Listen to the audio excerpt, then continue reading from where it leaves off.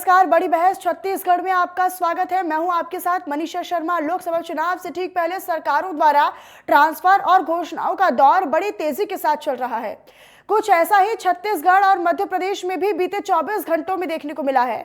जहां पर पहले मध्य प्रदेश में कर्मचारियों के महंगाई भत्ते यानी डीए बढ़ाने की खबरें सामने आई, तो वहीं शाम होते होते छत्तीसगढ़ के मुख्यमंत्री विष्णुदेव साय ने भी कर्मचारियों और पत्रकारों को साधने के लिए सौगातों का पिटारा खोल दिया। दरअसल मुख्यमंत्री विष्णुदेव साय ने अधिकारी कर्मचारियों और मीडिया कर्मचारियों के लिए हितों में 5 अहम फैसले लिए। इन 5 अहम फैसलों में अधिकारी कर्मचारियों को 7वें वेतनमान पर 4% का महंगाई भत्ता देना भी शामिल है। इसका लाभ पेंशन धारकों को भी होगा। महंगाई भत्ते की यही राशि दरअसल 1 मार्च 2024 की तिथि को मिलेगी। राज्य के अधिकारी कर्मचारियों को 7वें वेतनमान के एरियर्स की अंतिम किश्त की राशि का भुगतान भी होगा। मुख्यमंत्री साय ने कहा कि कर्मचारी भाइयों ने बहुत सी मांगों और समस्याओं के संबंध में अपनी बातें हमसे साझा की हैं। हम उनकी समस्याओं का पूरी संवेदनशीलता के साथ समाधान करेंगे। मुख्यमंत्री विष्णुदेव साय ने यह भी कहा कि पत्रकारों और मीडिया जगत से जुड़े बंधुओं के खिलाफ उत्पीड़न की अनेक शिकायतें सामने आई थी और इसी संबंध में सरकार गृह सचिव की अध्यक्षता में कमेटी बनाएगी और इस कमेटी में पत्रकारों समेत अन्य सदस्यों को भी नियुक्त किया जाएगा। उधर मुख्यमंत्री विष्णुदेव साय की तरफ से कर्मचारियों, अधिकारियों और पत्रकारों के लिए किए जाने वाली घोषणा पर कांग्रेस ने सवाल उठा दिए हैं। दरअसल कांग्रेस का ये साफ कहना है कि सरकार ने कर्मचारियों का महंगाई भत्ता बढ़ाकर कोई बड़ा या फिर कोई नया काम नहीं किया है। ये तो कर्मचारियों का अधिकार है, उनका हक है। आज इसी मुद्दे पर विस्तार से करेंगे बात। हमारे साथ चर्चा के लिए कुछ खास मेहमान भी जुड़ेंगे। उससे पहले आप सुनिएगा, दरअसल इस बीच सियासी बयानबाजी का दौर भी लगातार जारी है, लेकिन आपको बताएं कि इसी पर 2 खास मेहमान हमारे साथ जुड़ेंगे। लेकिन उससे पहले आपको बताते चले कि मुख्यमंत्री विष्णुदेव साय ने 3 महीने पूरे होने पर यानी 100 दिन पूरे होने पर अपनी सरकार की उपलब्धियों को सबके सामने रखा, प्रेस वार्ता की और कर्मचारियों और अधिकारियों और साथ ही साथ पत्रकार जगत से जुड़ी, पत्रकारिता जगत से जुड़े हुए लोगों के जो उत्पीड़न की शिकायतें आया करती थी उनको भी संज्ञान में लेते हुए गंभीरता के साथ काम करने की, निस्तारण करने की बात उन्होंने कही है। तो चुनाव से पहले सरकार ने अपनी घोषणाओं का पिटारा खोला, लेकिन कांग्रेस इसको लेकर 2 टूक सवाल कर रही है। कांग्रेस का ये कहना है कि डीए बढ़ाना कोई नया या फिर कोई बड़ा काम नहीं है। ये तो उन कर्मचारियों का अधिकार है जो हर साल डीए बढ़ाया जाता है, तो इसमें कोई नया काम नहीं किया है और इसे एक बहुत बड़ी उपलब्धि के तौर पर बीजेपी ना देखे तो वो बेहतर होगा।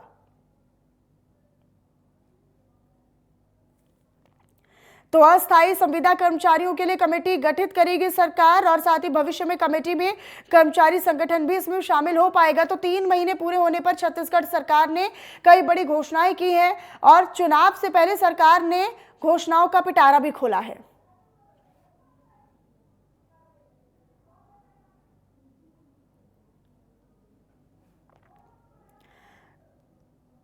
हालांकि कांग्रेस का यह कहना है कि कर्मचारियों का ये हक है, उनका ये अधिकार है और सरकार इसको अपने क्रेडिट के तौर पर ना देखे, क्योंकि डीए बढ़ाना, महंगाई भत्ता बढ़ाना ये तो उनका अधिकार है।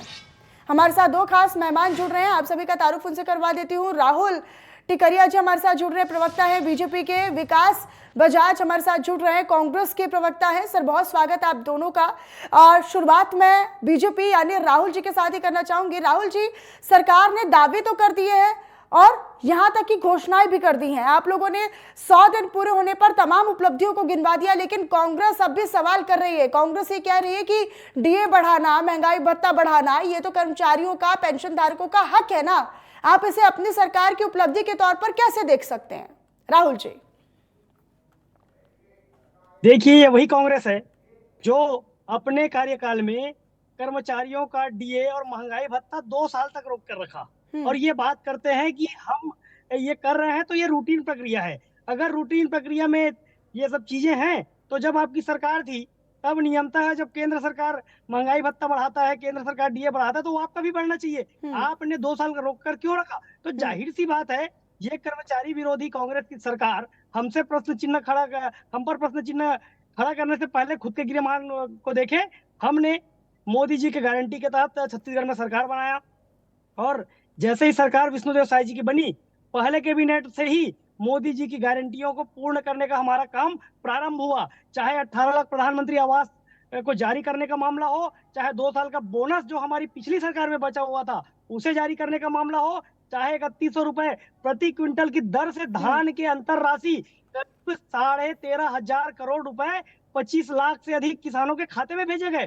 70 लाख से अधिक मातृशक्तियों के खाते में महतारी वंदन योजना का प्रति माह 1,000 रुपए का राशि उनके बैंक खातों में भेजा गया। आप देखिए पीएससी का विषय हमने मोदी जी की गारंटी के तहत कहा था कि चूंकि ब्यूरोक्रेसी का कोख है पीएससी, वहां पर कांग्रेस की सरकार भ्रष्टाचार कर रही है, हम जांच करवाएंगे। हमने जांच कमेटी भी उस एजेंसी को सौंपी जिस सीबीआई को कांग्रेस की सरकार ने 5 साल तक बैन करके रखा था, और तात्कालिक और सचिव के ऊपर एफआईआर हुआ। तो जाहिर सी बात है मोदी जी की समस्त गारंटी को हम पूर्ण कर रहे हैं। आगे आप बढ़ जाइए, आज जो हुआ कर्मचारियों के विषय में ओपनिंग रिमार्क विकास बजाज जी आप ही के साथ लेते हुए, क्योंकि विकास जी राहुल जी को आपने सुना, राहुल जी कह रहे हैं कि भाई आप लोगों की यही तो वो कांग्रेस है ना, आप लोगों की सरकार ने तो 2 साल तक महंगाई भत्ता रोक के रखा, और आज अगर सरकार महंगाई भत्ता बढ़ा रही है तो उस पर भी आप लोग सवाल खड़े कर रहे हैं। सवाल उस पर खड़ा नहीं है। सवाल ये बात का है कि जनता को तो बहुत कुछ चीजों का इंतजार है। मोदी की गारंटी के 15 लाख रुपए प्रति परिवार प्रति व्यक्ति का इंतजार है। विदेश से काला धन लाने का इंतजार है। अभी जो 10,000 रुपए भूमिहीन मजदूरों को देने की बात है उसका इंतजार है। घर की महिलाएं गृहिणी इंतजार कर रही है 500 रुपए में गैस सिलेंडर कब मिलेगा, 40 रुपए में पेट्रोल डीजल कब मिलेगा, जो रुपए और डॉलर का जो डिफरेंस है वो 40 रुपए 35 रुपए में डॉलर कब मिलेगा। तो ये कई सारी ऐसी बातें हैं। 2 करोड़ रोजगार हर वर्ष मिलने की बात थी मोदी गारंटी में, उसका इंतजार है। तो सवाल तो इतने हैं कि अभी ये लाइन लंबी हो जाएगी और 400 पन्ने का एक कॉपी भर जाएगी। लेकिन सर तो अगर सरकार काम कर रही है लोगों के के लिए तो उसमें आपत्ति नहीं, उसमें तो स्वागत होना चाहिए ना।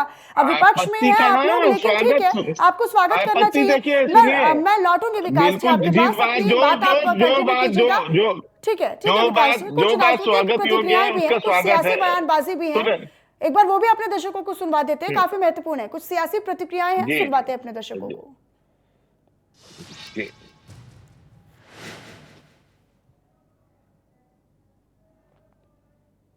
सरकार में हम लोग को मालूम है कि आप लोग भी बहुत पीड़ित रहे। पत्रकार और मीडिया जगत से जुड़े बंधुओं के खिलाफ उत्पीड़न की अनेक शिकायतें सामने आई थी। भाजपा के मीडिया विभाग ने आप लोगों की समस्याओं से हमें अवगत कराया था कि कई झूठे मुकदमे वगैरह मतलब किए गए हैं और उन्हें न्याय मिलना चाहिए। तो इस संबंध में भी हम आज घोषणा कर रहे हैं कि गृह सचिव की अध्यक्षता में कमेटी का गठन कर रहे हैं जो मतलब इसकी जांच करेगी और उनको उचित न्याय दिया जाएगा। तो आज इसीलिए आप सब लोगों के यहाँ पर बुलाए थे कि आगे कभी भी चुनाव की घोषणा हो सकता है तो उसके पहले सब घोषणा। धन्यवाद। सबसे बड़ी बात यह है कि जशपुर में एरिया कमांडर नक्सल पकड़ा है और इनको झारखंड से मिला। देखा जाए तो सरगुजा संभाग लगभग नक्सल मुक्त हो चुका है। उसके बाद ये जो नई गतिविधियां शामिल हो रही नक्सलियों की, क्या किसी विशेष प्रयोजन से ये सब किया जा रहा है? इसको अलग से बता देंगे। इसको ये जो घोषणाएं की है इसकी समय सीमा क्या होगी जो पत्रकारों के लिए और कर्मचारियों के लिए? अब कमेटी जितना जल्दी रिपोर्ट प्रस्तुत करेगी सरकार को उतना ही जल्दी। आप तो विश्वास तो हो गया होगा ना कि किस त्वरित गति से हम लोग निर्णय ले रहे हैं। तो आप लोग भी विश्वास करिए, बढ़िया हो रहा है ना। हाँ तो आप सब लोग का भी सहयोग रहे, सब बढ़िया होगा। तो हमने तो कोरोना काल में कर्मचारियों के महंगाई भत्ते को दिया था, डीए की बराबर बढ़ोतरी की थी और केंद्र सरकार के लगभग बराबर हमने डीए को कर दिया था। अब जो 4% की कमी थी उसको नई सरकार ने किया है।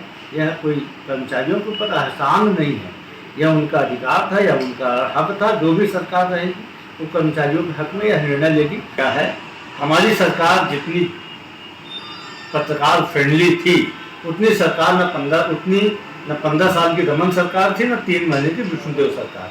ये भारतीय जनता पार्टी की विष्णुदेव सरकार घड़ियाली आंसू बहा रही है।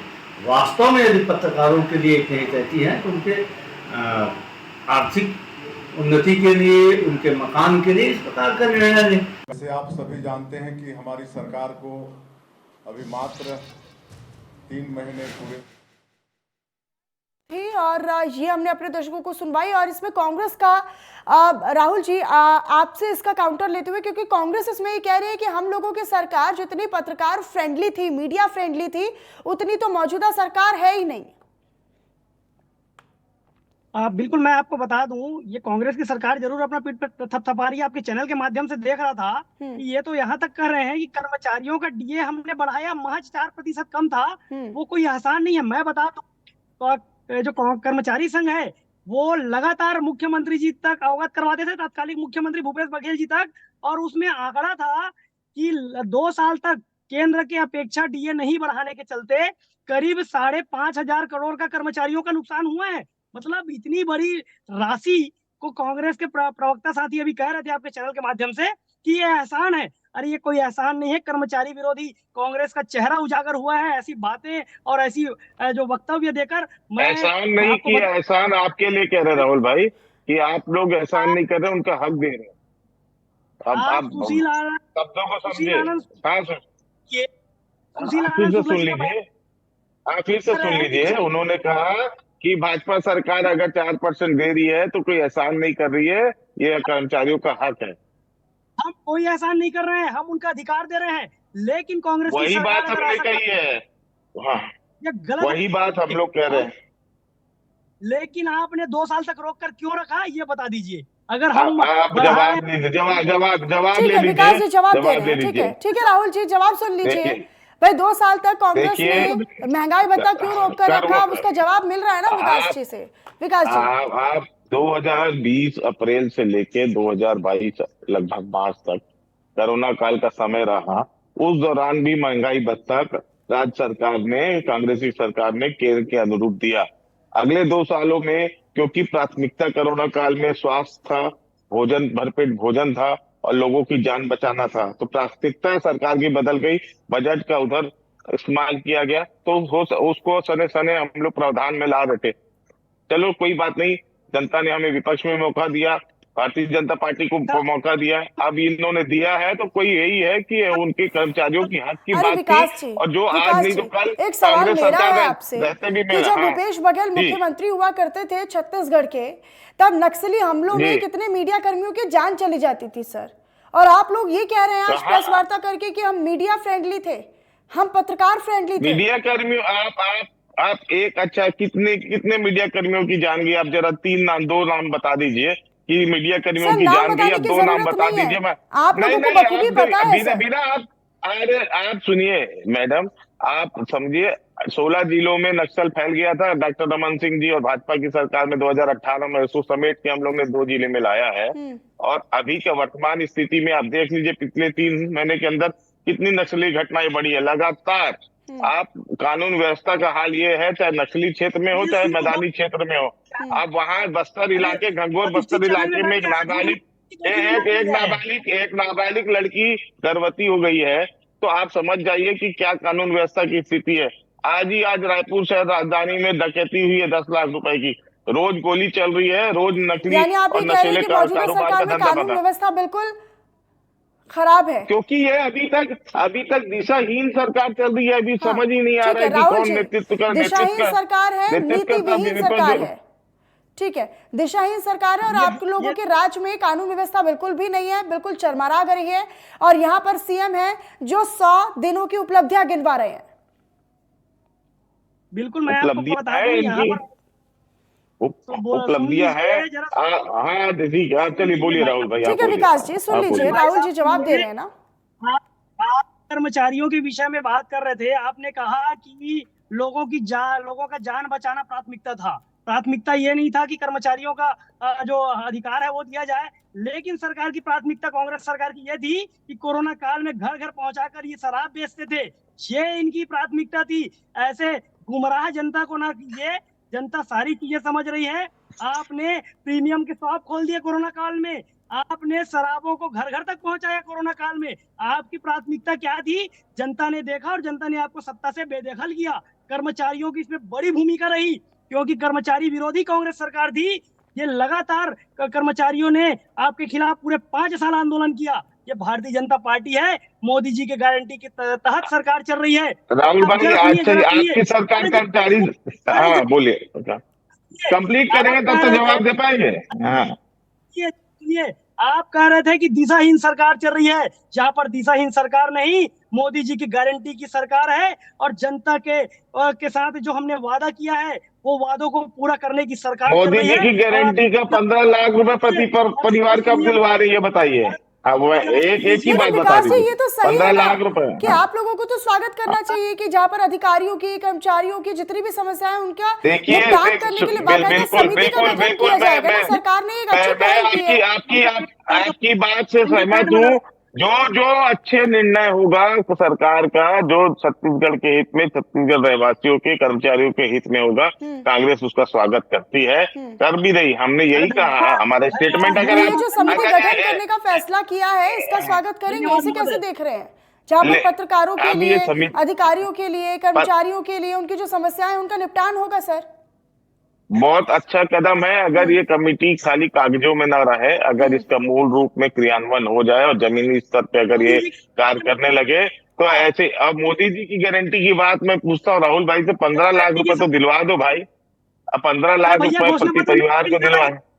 अरे तो बोले तो थे, जबान की कोई वैल्यू नहीं होती क्या? गारंटी की बात की है। अब तो 2024 सर, आपको तैयारियां करनी चाहिए, इसीलिए आपको नए मुद्दे उठाने चाहिए। आप अगर आप अरे जुमले सर, आप लोग मतलब 15 जुमला लाख रह के गया जुमले वो। पर अटके हुए हैं दो सर। दो दो आप लोग 2 उसे करोड़ जुमला नौकरियां बताते भी हैं ना, जुमला है और क्या? उसी जुमले पर आप लोग 2 राग करोड़ अलाप रहे नौकरियां हैं। तो नहीं, अरे आप 2 लोग करोड़ नए मुद्दों नौकरियां को तो लेकर आइए ना घोषणा पत्र में सर। था। विकास जी, नए मुद्दों पर बात कीजिए ना।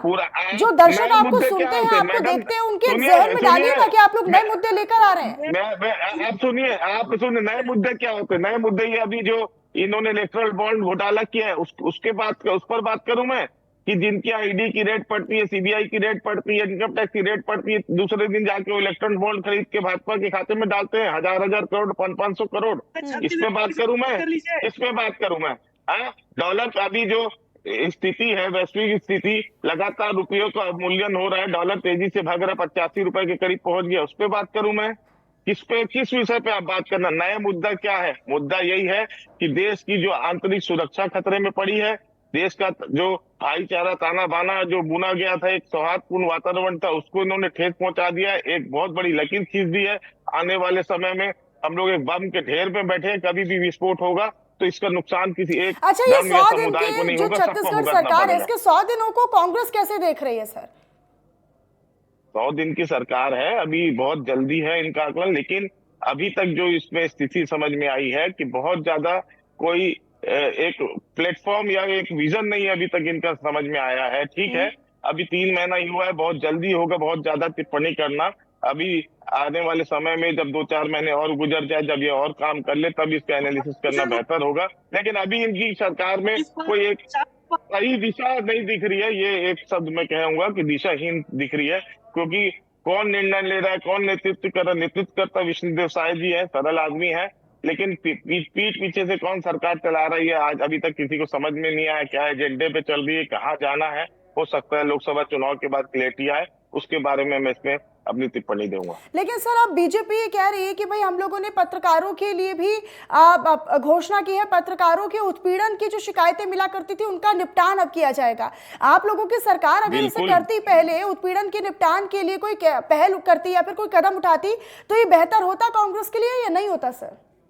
देखिए, पत्रकार चौथा स्तंभ है मीडिया लोकतंत्र का। उनकी सुरक्षा, उनका सम्मान और उनके अधिकारों का संरक्षण होना ही चाहिए। लेकिन ये जो आरोप लग रहा है कि पिछली सरकार में पत्रकार को उत्पीड़न होता था, तो मैंने जैसे आपने बोला ना, आप गिन के 2 नाम भी नहीं गिना पाएंगे। ये आप क्या होता है, हम लोग भी रोज राजीव भवन और बाकी लोगों में, क्योंकि मीडिया सेल से है, हम लोग मिलते हैं, तो हमारे कितने गहरे अच्छे ताल्लुकात है पत्रकारों से, क्या वो सर्वविदित है, किसी को बताने की जरूरत नहीं है। तो ये 2-4 नाम भी नहीं बता पाएंगे, लेकिन चलो, ये इसका पहल का हम स्वागत करते हैं। अगर पत्रकारों के हित की रक्षा के लिए, बता दीजिए। उनके संरक्षण के लिए अगर ठीक कोई है राहुल जी, समिति ठीक है राहुल जी बनती से है। एक छोटा सा काउंटर। ठीक है राहुल जी, जरा सुनिए, मैं आपको बता दूं, आज विष्णुदेव साय जी की सरकार ने जो चौथा स्तंभ पत्रकारों के लिए जो घोषणा किया है, वो अपने आप में स्वागत योग्य कदम है। और कांग्रेस के साथी अभी कह रहे थे कि ऐसे स्वागत है, मैं तो स्वागत ही, अरे मैं तो विकास जी बोल एक रहा हूँ मिनट उनका सुन लीजिए। संरक्षण के लिए स्वागत है। विकास जी एक मिनट सुन लीजिए, हाँ। उसके बाद मैं लौटूंगी आपके पास फाइनल कमेंट के साथ।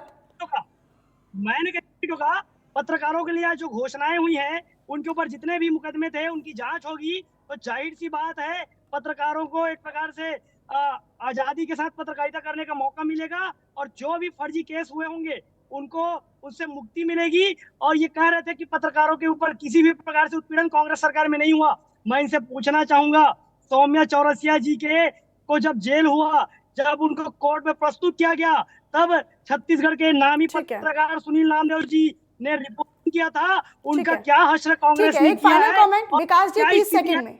विकास जी 30 सेकंड में एक फाइनल कमेंट। ठीक है राहुल जी, ठीक है विकास जी 30 सेकंड हम में। लोग एक 138 साल पुरानी पार्टी है, एक जिम्मेदार पार्टी है। हम लोग अपने दायित्वों को अच्छे से समझते हैं। विपक्ष में है, विपक्ष की जहां सरकार का सकारात्मक कार्य होगा उसका स्वागत होगा, ठीक है। और जहां उनकी दिशा बदलेगी या छत्तीसगढ़ के हित में काम नहीं होगा तो हम लोग आवाज उठाएंगे, उनको आईना दिखाएंगे। बिल्कुल सर, यही विपक्ष हमारा का काम ही ये है कि सरकार की गलत नीतियों को लोगों के सामने रखना। बहुत शुक्रिया विकास जी, राहुल जी, आप हमारे साथ इस चर्चा में जुड़े, बहुत शुक्रिया आप दोनों खास मेहमानों का। देखिए सवाल यही है, क्योंकि देखिए 100 दिन के कार्यकाल के और तमाम उपलब्धियां विष्णुदेव साय ने प्रेस कॉन्फ्रेंस के दौरान गिनवाई हैं, अपनी सरकार की उपलब्धियों को गिनवाया। लेकिन दूसरी तरफ कांग्रेस है जो ये कह रही है कि डीए बढ़ाना या फिर महंगाई भत्ता 4% बढ़ाना, ये तो कर्मचारियों का, पेंशन धारकों का अधिकार है, इसे क्रेडिट के तौर पर सरकार को नहीं लेना चाहिए। इसी के साथ इस चर्चा में इतना ही। बाकी खबरों के लिए बने रहिए हमारे साथ। नमस्कार।